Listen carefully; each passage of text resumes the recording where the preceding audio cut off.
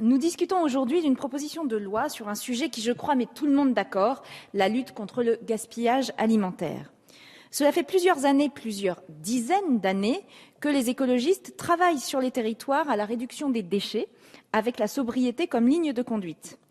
En septembre dernier, à l'occasion de la Journée nationale de lutte contre le gaspillage alimentaire, alors que ma collègue écologiste Brigitte Allain annonçait travailler sur une proposition de loi sur le sujet de la fourche à la fourchette, le Premier ministre missionnait un député socialiste, ancien ministre de l'agroalimentaire sur le sujet, Guillaume Garot, que je salue. Et aujourd'hui, le groupe UMP, emmené par Jean-Pierre Decool, inscrit à l'ordre du jour dans sa niche cette nouvelle proposition. Le gaspillage alimentaire, sans reprendre les chiffres précédemment cités, constitue un vrai fléau en France, comme partout dans le monde. Dans les pays en voie de développement, c'est d'autant plus criant que de nombreuses personnes meurent de faim. Nous épuisons nos ressources naturelles par nos surproductions. Nos circuits de consommation sont seulement guidés par les marchés, notre population s'accroît et le coût économique, écologique et social du traitement de nos déchets et de leur pollution devient plus élevé que celui de nos productions. Cela n'est plus tenable. La prise de conscience générale de tous les élus est donc une très bonne chose, tout comme le fait que se dessine sur cet enjeu une politique publique nationale et européenne forte. Car à ce jour, force est de constater que les plans successifs nationaux ou européens n'ont pas été à la hauteur de l'enjeu ni des objectifs fixés. Ils ont été bien trop axés sur la communication. Or, sur ce sujet, comme sur tous ceux qui touchent de façon universelle à nos droits de base et à nos responsabilités d'êtres humains, il est indispensable de prendre des mesures concrètes, urgentes et efficaces. D'où la nécessité d'un volontarisme clair et déterminé associant l'ensemble des acteurs. Tous les citoyens, des plus jeunes aux plus âgés, peuvent agir concrètement et il en va de même pour les chefs d'entreprise ou les élus. C'est grâce à de vastes projets alimentaires territoriaux et d'économie circulaire, associant l'ensemble des parties prenantes, que la réduction de nos déchets deviendra réalité. Et il ne s'agit pas seulement de mieux les gérer, il faut aussi inventer des systèmes moins générateurs de déchets. Votre proposition de loi, monsieur le rapporteur, présentée en commission et modifiée par rapport au texte initial, a été saluée. Elle comportait la mise en place de programmes de sensibilisation dans les écoles, le don des invendus par les supermarchés aux associations caritatives via une convention, ainsi qu'un rapport sur la suppression de la fameuse date limite d'utilisation optimale, incomprise par les consommateurs. Autant de pistes qui ont montré leur efficacité dans d'autres pays européens ou sont préconisées par des experts.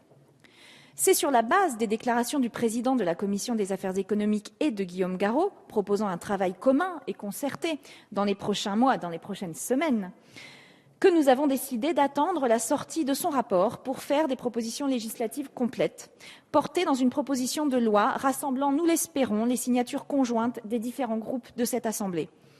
C'est également sur les bases de cette confiance renouvelée que nous soutiendrons donc le renvoi en commission ce jour. Dans ces réflexions, plusieurs aspects cruciaux et peu documentés du gaspillage alimentaire devront être traités, celui de la production, ou plutôt de la surproduction des aliments, et celui de la valorisation des déchets. Concernant la production, nous produisons beaucoup, parfois trop, et parfois pas assez bien. De nombreux aliments restent dans les champs, sont vendus par lot trop important au supermarché ou sont sortis des rayons qui débordent de choix. Nous baignons dans l'opulence alimentaire. La France met à disposition des Françaises et des Français bien plus qu'ils ne consomment. Les commerces alimentaires regorgent de 180% de la quantité de nourriture dont la population a véritablement besoin. Les deux étapes de la chaîne agroalimentaire qui représentent le plus de pertes sont la production, 93 kg par habitant par an, la consommation, 93 kg également par habitant par an, alors que les transports, 26 kg par habitant par an, la transformation, 35 kg par habitant par an, et la distribution, 17 kg par habitant par an, produisent moins de déchets.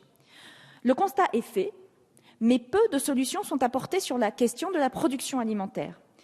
Les forces économiques en présence, ainsi que la prégnance du droit européen, expliquent probablement ce manque de mesures.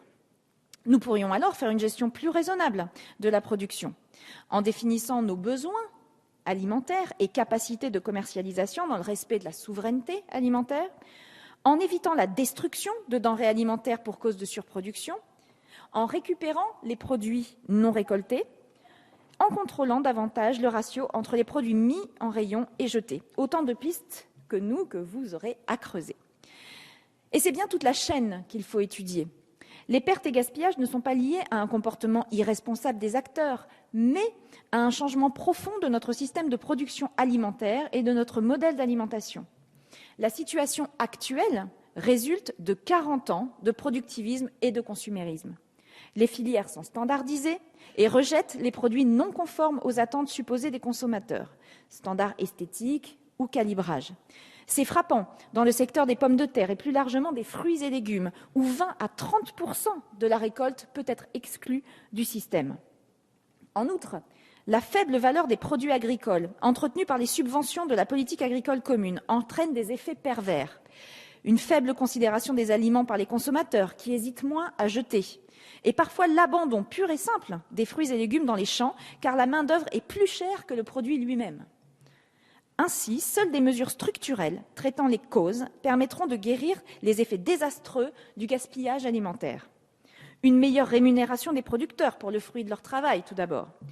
Une véritable politique alimentaire sociale, ensuite, ciblant l'accessibilité des produits aux personnes dans le besoin. Il est à cet égard probablement nécessaire de se pencher au niveau européen sur le Fonds européen d'aide aux plus démunis. Par ailleurs, nous sommes persuadés que l'ancrage territorial de la production et l'utilisation de fruits et légumes de saison permet de réduire le gaspillage alimentaire en faisant entrer, à travers le lien de proximité et social, une responsabilisation des acteurs de la chaîne. Nous confirmerons cela très prochainement lors des auditions de la mission d'information parlementaire sur les circuits courts et la relocalisation des filières agroalimentaires, dont ma collègue Brigitte Allain est rapporteure. Concernant la valorisation, enfin, en France, les déchets alimentaires pèsent lourd sur le climat. Ils sont encore majoritairement enfouis ou incinérés et sont notamment responsables de 19% des émissions de méthane, principalement lorsqu'ils sont mis en décharge. Le méthane, un gaz avec un pouvoir de réchauffement climatique 23 fois plus élevé que le CO2. Nous avons des opportunités dès aujourd'hui dans la loi de transition énergétique pour généraliser l'obligation de tri à la source pour les particuliers et les professionnels et mettre en place une hiérarchie dans la valorisation des produits qui sont destinés à être mis au rebut. D'abord nourrir les humains, puis la transformation des rebuts en nourriture pour les animaux, ensuite le compostage ou juste retour au sol de la matière organique, et enfin la méthanisation permettant la production d'énergie. La dynamique de convergence entre nous étant à l'œuvre, nous réussirons, nous en sommes certains, à travailler de concert pour lutter contre le gaspillage alimentaire et, soutenus par le gouvernement, à faire des propositions législatives insérées dans une réflexion plus large sur les aspects réglementaires, financiers, européens et internationaux. Faisons-le le plus simplement possible, le plus rapidement possible et le plus sérieusement possible. Je vous remercie. Merci, Madame la Présidente.